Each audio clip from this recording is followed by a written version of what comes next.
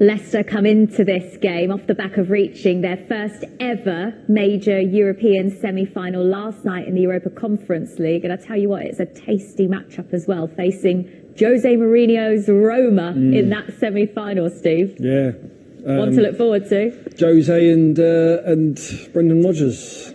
He's one of his predecessors who worked underneath him at Chelsea. So, listen, it's magnificent for Leicester. They kind of gone under the radar, haven't they, this season? They've had a lot of injuries, and where they've been the last 2 seasons, they've never really sort of... there was one season, was it last season or the season before, they was in the top 4 throughout the whole season and dropped out at the very end. 2 seasons. Yeah. So they kind of sort of, where all the noise has been on other teams of the Man United and the Arsenal, Spurs, Leicester just feel like they've just sort of hovered underneath and not really been spoken about. Yeah, they underperformed for large parts of the season, but this second part, this kind of middle to end bit that we're in now, they've really kicked into gear, Farah. Do you think their focus now will be solely on winning the Europa Conference League, or do they still actually have an outside chance of getting a European spot by winning their games in hand and climbing up the table?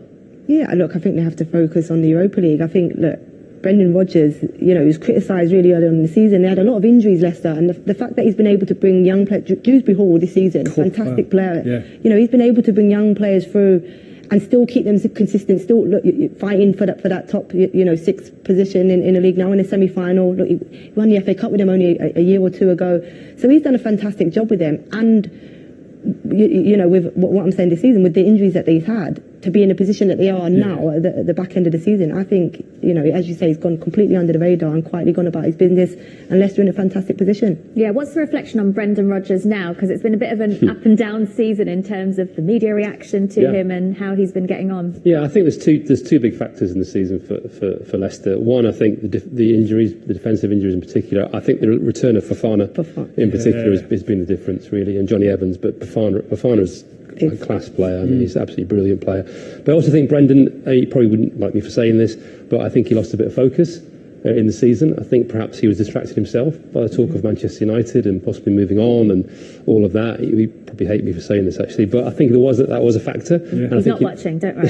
You never know. You never know. But he's probably refocused himself a little bit in terms of the task in hand and to sort of get the season back on track. And I think they're the two big issues. But the criticism he faced earlier in the season, I got to say, I thought was a bit ridiculous. Yeah. I mean, he's a very good manager. He's done a very good job at Leicester.